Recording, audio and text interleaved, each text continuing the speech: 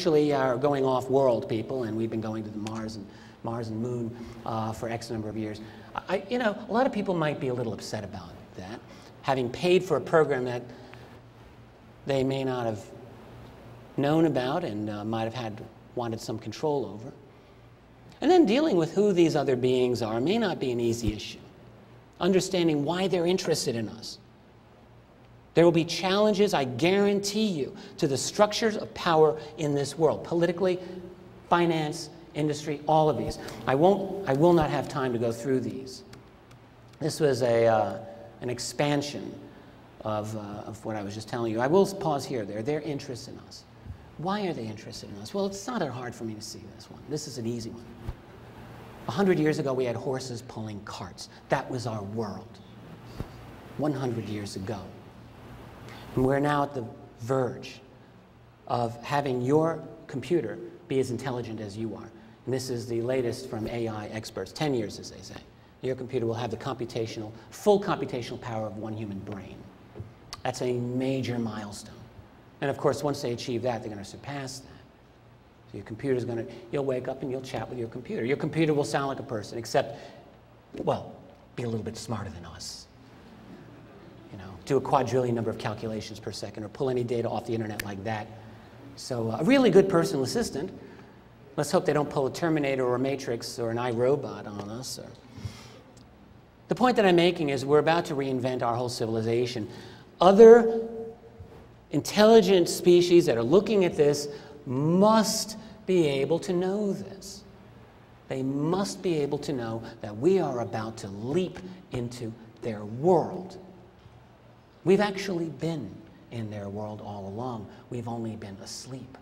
Now it is time for us to wake up. Many, many, many, many disclosure problems. Where do you want to start? How do you undo a lie this big without angering so many people, without threatening your own status? Think back just a little more than 2 decades ago to Gorbachev and his glasnost, which 6 years later ended the Soviet Union. Spiral of reform became too much. It just got out of his control.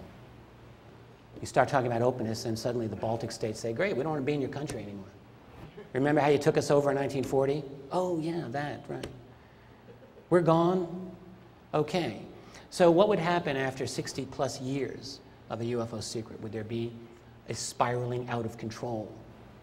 It might start off real, manageable. It might not end that way. Would there be vigilantes? Let's get the aliens. You're an alien. What if we got free energy? Everyone talks about free energy, like it's going to be the greatest thing. What if it isn't? We used to have free energy. It was called oil. Oil, I mean, for all intents and purposes, was free for a long time. And we did things with oil that really weren't all that heartwarming to the earth. Now, it's true that with free energy, we might not have to hack down the whole global ecosystem. You might be able to heat your home forever, for free, I guess. You might be able to make a really neat bomb, too, and blow up the Pacific Ocean with that same source of energy, if it's not tightly controlled. I don't know. There's a lot of possibilities here. The fire of Prometheus can be good and bad. And again, I'm not arguing that we shouldn't move ahead. We have no choice. History is bigger than we are. Read Tolstoy. He'll prove it to you. History is bigger. Things are going to happen. And we're going to get it.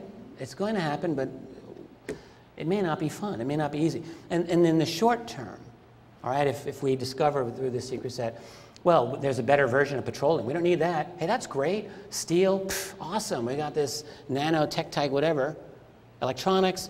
Well, okay, in the long run, this is fabulous. In the short run, it will mean major financial disruption. How long will that last? 10 years? More? It won't be fun. Or it may not be fun. Certainly not for those elites who may own those industries, but it may not be fun for us either. It's going to be a bumpy ride. And nevertheless, it will happen. They can't stop this. You can't stop history. The pace of change is so rapid, it's so revolutionary. It will not be stopped. Bill Joy, the co-founder of Sun Microsystems, was very concerned, is concerned over the runaway nature of artificial intelligence and is afraid of a kind of Terminator-like scenario or some other equally bad thing that may happen. And a number of years ago, for years, has been calling to other executives to try to slow down or even stop the development of advanced AI. It's impossible. It's spitting into the wind. You can't win. There's always going to be forces that will, let's tweak this program here, we'll fix this software here, and it's going to happen. And it's the same with disclosure. We're in a very unstable period of our history. It's like everything's bouncing around. That is exactly, in my view, the type of environment in which some monumental mistake will occur, in which the secret will come out in some way. I don't know how. I don't know what the trigger will be. It's going to happen. When, I don't know either. I predict within 10 years. Now, when it happens, there's going to be attempts, you know this, to control the spin. Okay? It's going to happen. And so it's going to be our job, the job of any responsible researcher, and your job, to ensure that that does not happen.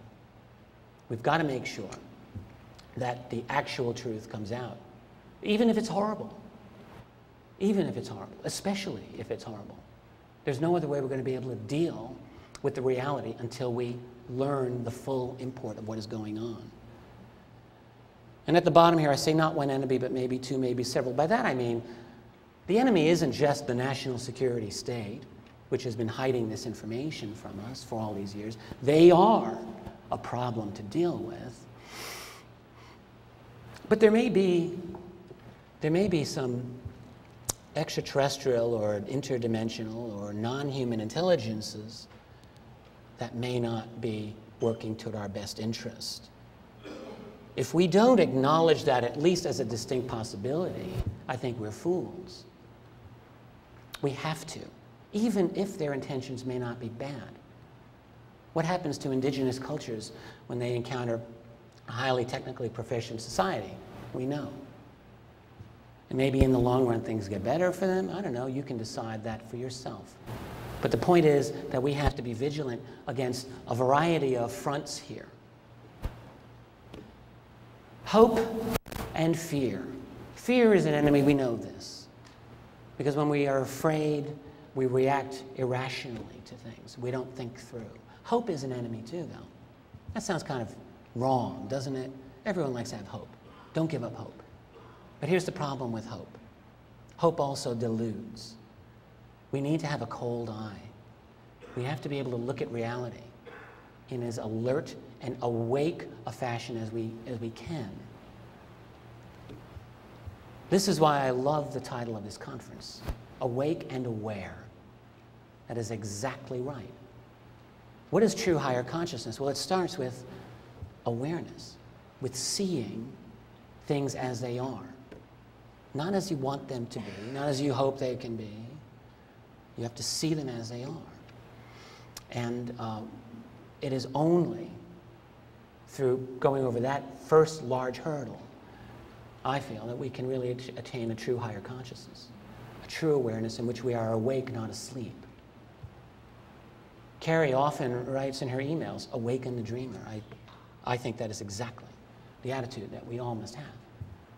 We've been in a dream state and we have to wake up.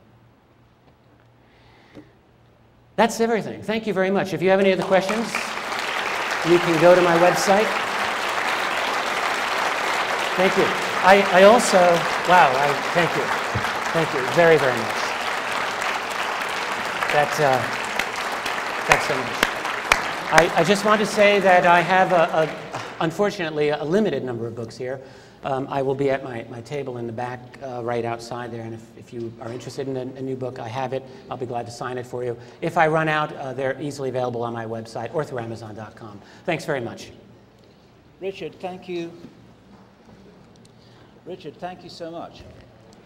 Does this work?